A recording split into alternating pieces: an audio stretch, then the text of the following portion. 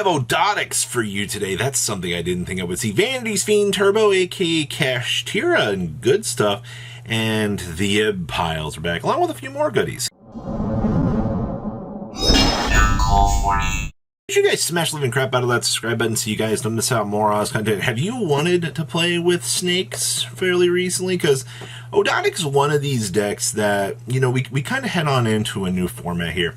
And you get the chance just to kind of see the ideas that players are kind of messing around with out here to, you know, keep this deck viable. Now, this is a little bit different of a take than we've really been used to seeing out here, honestly, because, you know, we kind of have a little bit of a dial back on, you know, like the crazy extra stuff that the build's trying to do.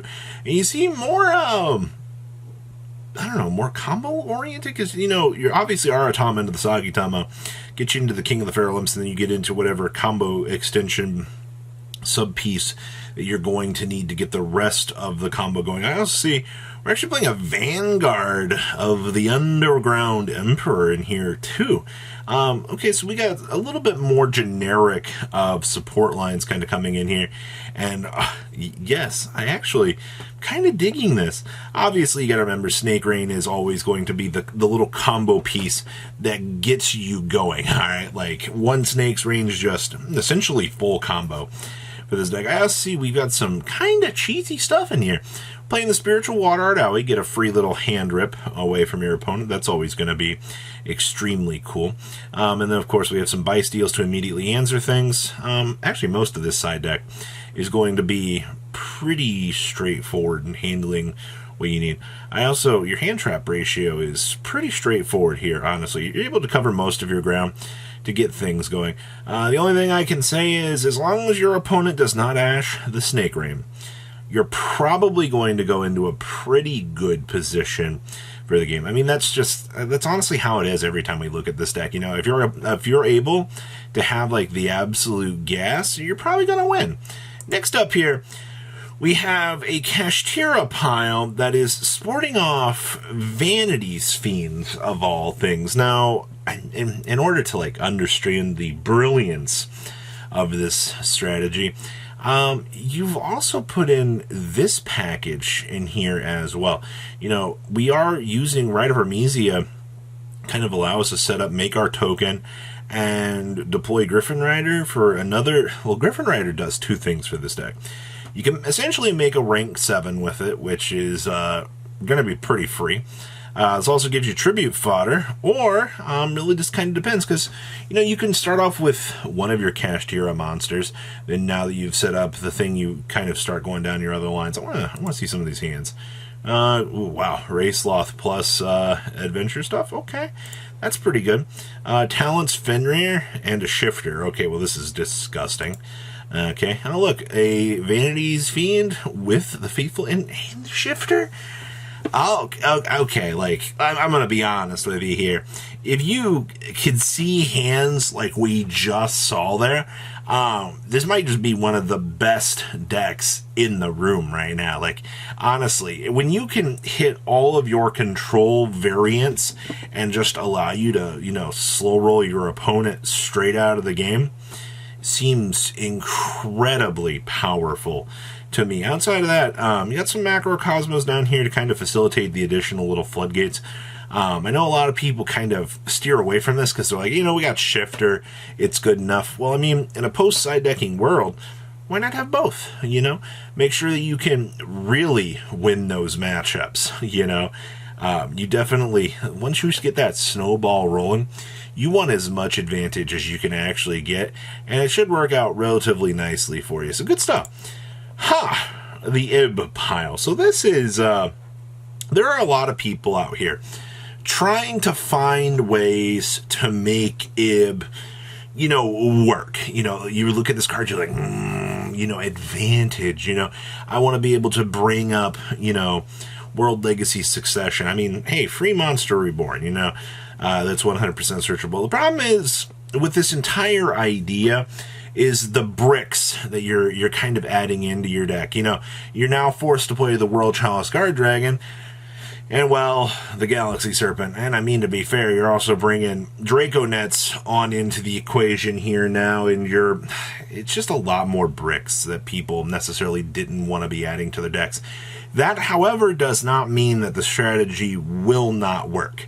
Alright, you've got to remember, with the early stages of a format and the ideas, especially with variants, you can see some of these ideas working out, and that's fine. Consistency will actually overpeak some of this stuff. So this is, basically, you're still using the basic Dragon Link base, because, let's call it what it is. This is the good stuff. You have this consistent backing of this strategy helping you get things off of the ground, and the rest of the deck is just, kind of turbo gas. You want to make sure that you're able to set up down through the combo lines that you're getting from this little thing and go from there. Post-side decking, a lot more Pankratops have been showing up, but this comes with the territory, honestly. You need to make sure that you have immediate outs to the more threatening cards in the meta. And the one of Snatch Steal. I love this. 100% not searchable, by the way. It's just, if we see it, we're able to do something with it. Yeah, that's the meta right now. In a nutshell. Everybody wants to try out the fun new little cards. Alright, it's back. Better use it. Next up is a Runic for Hire sprite pile here. And, I have not seen a lot of people trying out this deck. I'm not really sure why people have, faded away from this, because the idea of this deck still feels pretty straightforward. You want to slog out the advantage that you get off of the For Hire cards, and then you want to generate some advantage off of the Runic Fountain stuff. You're not really aiming to, mill your opponent out, per se, with this, but you're trying to use the consistent backing of the advantage pile that you're generating here to keep yourself in business. So I like that. Also, this build's only main decking one talent. We're not doing tactical thrust. We're not doing any of that other crazy stuff on top of this. You also have the additional copy down here in the side deck. And of course, we're actually side decking the one copy of Wiz. I've definitely noticed when these builds come up, Wiz is always going to be down here in your side deck, because this is the little thing that helps this deck keep going here. I also see that we are main decking double Econ. Yes, the ability to take control of your opponent's monster after you've set up your free little sprite package, and then guess what? Oh, hey, you can link out, do whatever that you need to do with that said monster. I can't wait for this format that we're going to get the chance to econ something, and then, on the end of our full combo line, just drop a Typhoon on top of it. It's going to be a very, very, very scary little thing that you can do. But I think this is a good example of things that you're going to be able to mess around with here in the future, especially just consider how the format is shaping up. But good stuff. I don't know. Once again, this build has fallen way off in comparison to a lot of the more explosive stuff that we've had, but this does show that, if you want to mess around with this, you can do so. Next up here, we have some Rescue Ace. And now that Airlifter has gone to 1, people are throwing this deck in the garbage. They're like, nope, this is done. I don't think so, honestly. And I think this is a good example here of we're still in business. You just got to go ahead and extend back out your hydrants more towards the 3 side of things, I think people underestimate the power that the set 4 play actually has off of the Turbulence.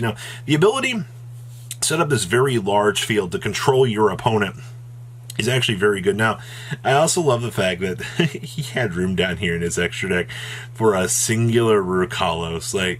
Gotta pay tribute to the fun stuff that we had from last meta. But overall, this feels not a lot has really changed. This build went as far as to playing another additional copy of original Spoils Snake Eye, just because they want to be able to see that Hydrant. Hydrant is the heart and soul of this deck, and if you cannot see your win con, guess what? It all just falls apart at the end of the day. So good stuff. I'm happy to see that the Rescue Ace duelists are finding ways to keep the deck in line out here, and at least try out some of these, I would say, more fresh ideas to kind of keep things going for you. So what do you think about these pretty interesting decks right now? Please leave a comment down below. Tell me what you guys think. And remember, just because a card went to 1 doesn't mean that the deck is completely done. You guys have a good rest of your day, all right? Patrons, thank you.